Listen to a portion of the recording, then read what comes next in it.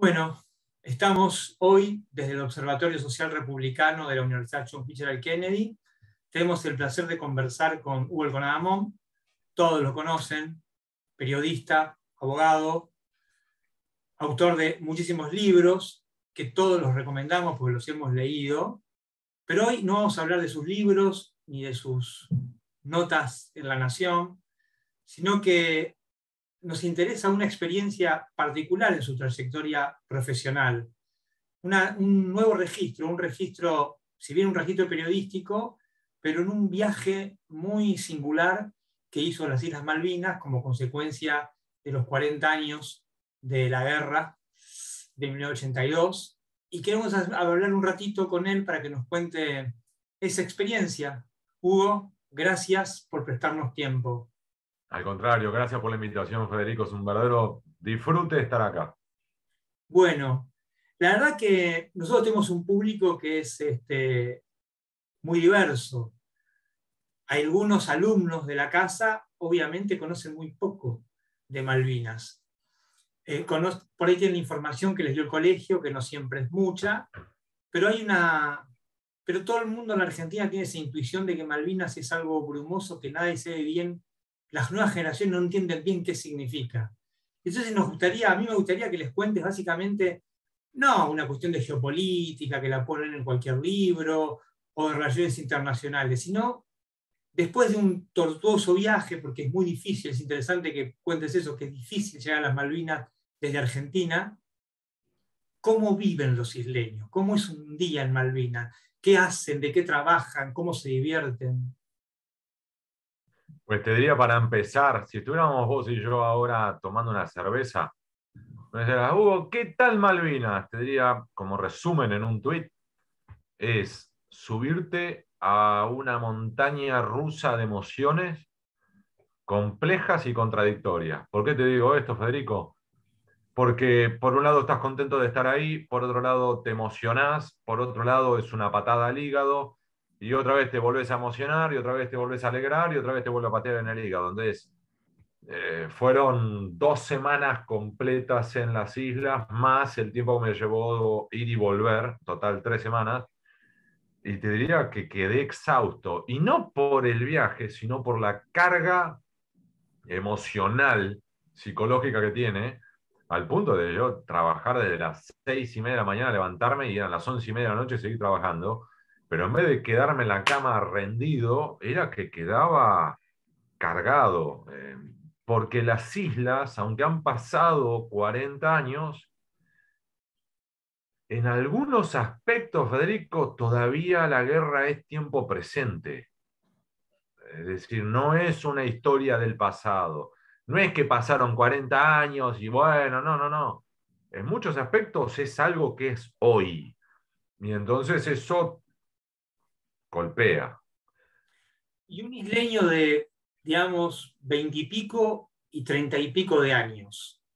Un joven normal, digamos, que no tiene, que no quiere, que está contento de vivir ahí, que disfruta de ir ahí, que tiene sus redes sociales no de internet, sino sus lazos sociales en ese lugar, que por ahí viene de 8 o 9 generaciones en esas islas, que se autopercibe británico. ¿Cómo vive? Bueno, a ver, ahí es otro punto de replanteo. ¿Por qué te digo esto, Federico? Eh, Porque hay que ir dispuesto en las islas a una serie de sacudones y hay determinadas premisas que nosotros tenemos que crujen.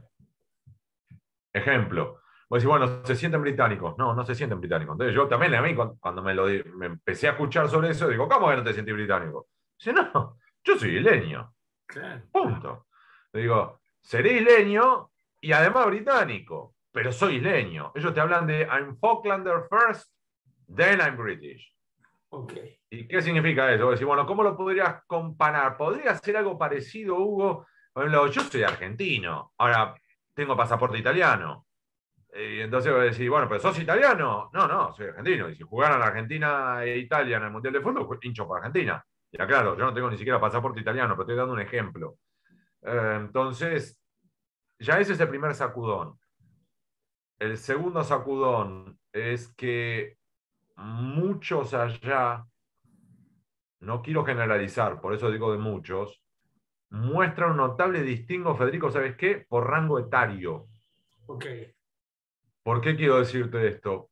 Porque los mayores de 45, sobre todo 50 para arriba, son los que vivieron la guerra.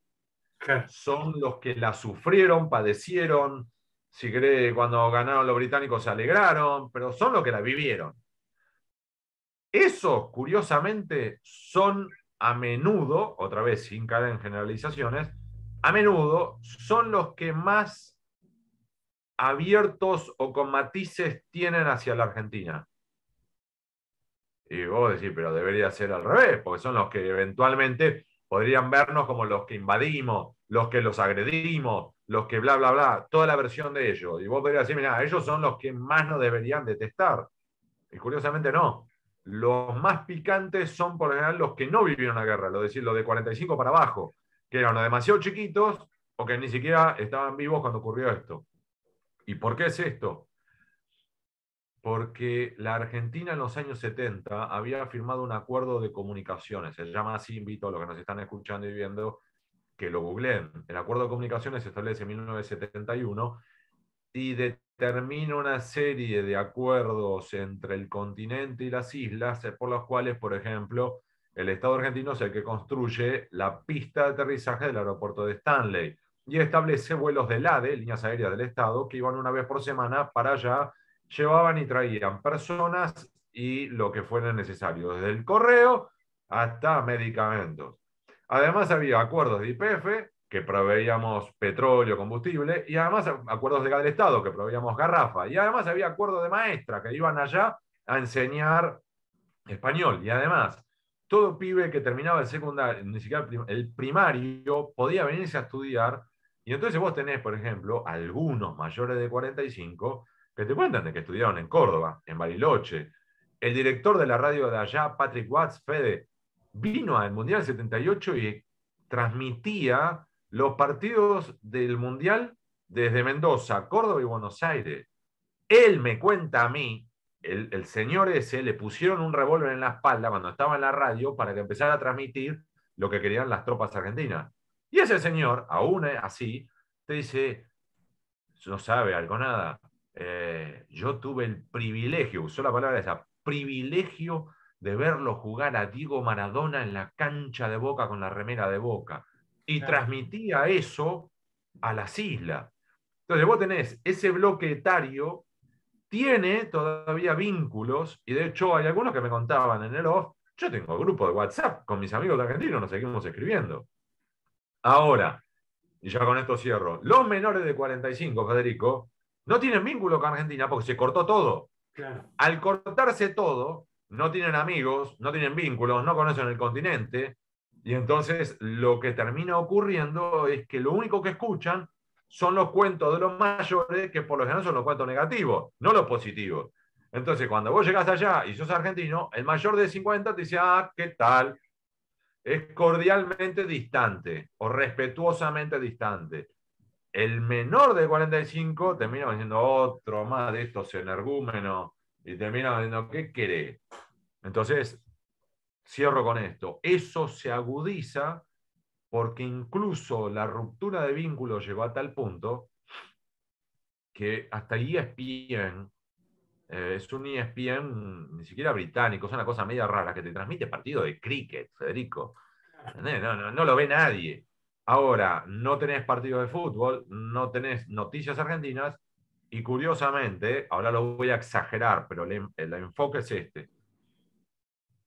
Lo que reciben sobre la Argentina solamente es lo negativo, no lo positivo. Entonces, ahora viene un ejemplo exagerado. Si Messi gana el sexto balón de oro, no te dicen eso. Lo que dicen es, un jugador sudamericano ganó el sexto balón de oro. No te aclaran que es argentino.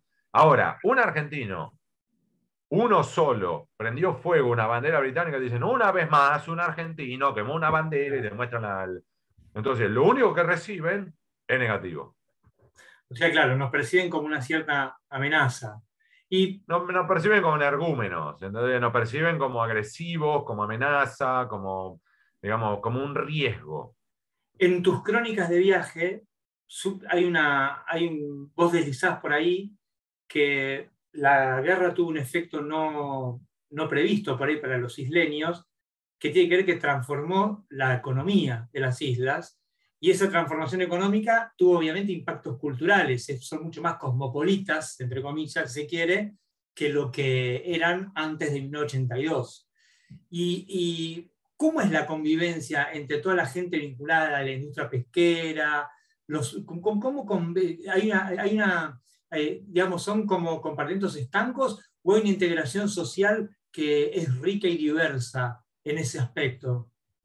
Es muy buena pregunta y hay una profunda interacción, amplia interacción, total. Bien, ¿Por qué bien. te digo esto? A ver, otra vez. Nosotros viéndolo desde la Argentina, nosotros escuchamos sobre las islas, decir, nosotros tenemos que ejercerle presión, nosotros tenemos que lograr que se sienten en la mesa de negociaciones y solamente lo vamos a lograr presionando.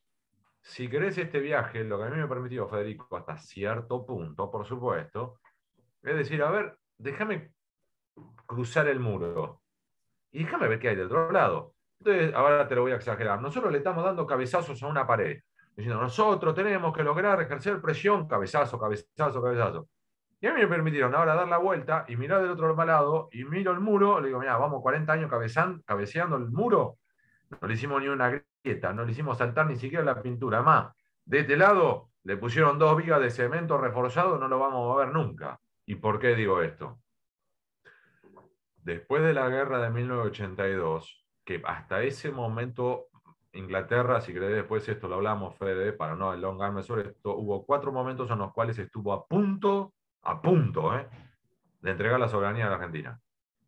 Después de la guerra del 82, se terminó esa posibilidad y lo que hacen es empiezan un replanteo en Londres sobre qué tienen que hacer para darle más fuerza a las islas para que eventualmente sigan su camino. Entonces, lo que establecen, en línea con lo que vos decías, dice, número 1, una zona económica exclusiva, es decir, alrededor de las islas, un tramo del océano, del mar, que queda bajo el control de las islas.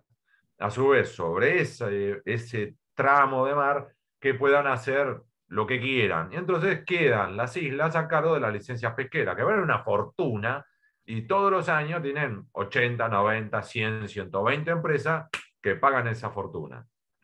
Eso que llevó que a su vez las islas que hasta el año 82 eran pobres, tenían un PBI bajísimo, un per cápita de pobreza, que lo único que tenía una gran empresa monopólica, prácticamente dueña de las islas, que era la Falkland Islands Company, y que a su vez lo único que hacían era la producción ovina, ovejas, de repente pasan a una diversificación económica donde tienen economía con petróleo, pesca, turismo y ovejas, y además una dinámica de interrelación con el resto amplísima.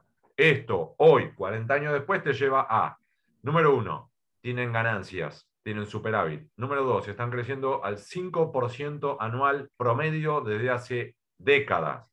3, un PBI per cápita de $75.000 anuales. Es más alto que cualquier país de América Latina. 4, tienen reservas. 5, tienen moneda propia. 6, todo pibe de 16 años que termina el ciclo educativo en las islas, si rinde un examen y saca un, vamos a decirlo en términos argentinos, de 8 para arriba, el gobierno de las Islas Británicas le beca para que estudie en la Universidad de Inglaterra que quiera lo que quiera. Y si después no quiere volver, que no vuelva. Entonces, si vos querés estudiar ingeniería aeronáutica, claramente no vas a volver a las islas, pero hacelo, sé feliz.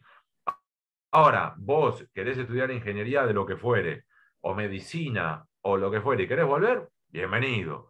Entonces, lo que ocurre es, claro, muchos pibes no vuelven, pero muchos otros sí. Y además, aunque haya mucho pibe que no vuelva, como la oferta laboral en este momento supera la demanda, tenés vacantes. Y vos tenés personas que vienen de multiplicidad de países. Y cierro con esto.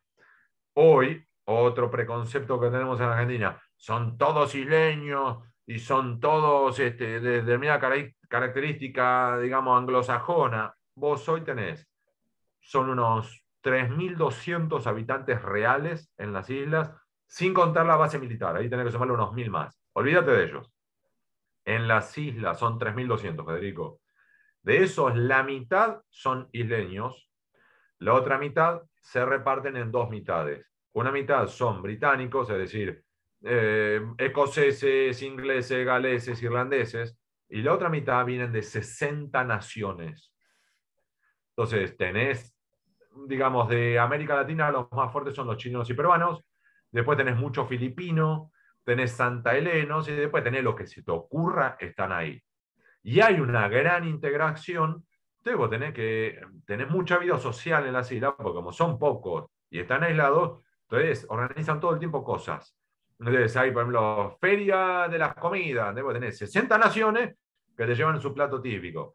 Feria del libro, y entonces te traen cada uno los autores de su propio país y habla y explican quiénes son, y de feria de las artesanías, feria de la no sé cuánto, feria de no sé qué. E incluso, y cierro con esto, tenés hasta torneos de fútbol que a veces los financian, por ejemplo, una de estas empresas pesqueras o la Asociación de Industrias Pesqueras, y tenés entonces torneos que juegan 5 equipos, pero en los 5 equipos tenés, por ejemplo, uno que es de un barco pesquero, otro de otro, uno que es equipo local y dos que son una mezcla. De hecho, nosotros yo llegué y ese domingo se jugaba la final. Ah, interesantísimo. Y a propósito de eso, y esta es la última pregunta para no robarte más tiempo, que me gustaría que cuentes brevemente la historia, no me acuerdo el apellido del señor, que fue a las islas a buscar minas antipersonales, a buscarlas él, a retirarlas, y que recién ahora, hace relativamente poco tiempo, muchos terrenos de las islas que estaban como cercados porque había temor a que si pisabas por ahí podías volar por los aires, están de vuelta, se puede utilizar. Pero es muy interesante la experiencia de vida que seguramente, intuyo yo, de haber sido uno de tus primeros contactos en las islas, porque hay hasta cierta relación, se percibe cierta relación de cercanía y de buena complicidad entre ambos.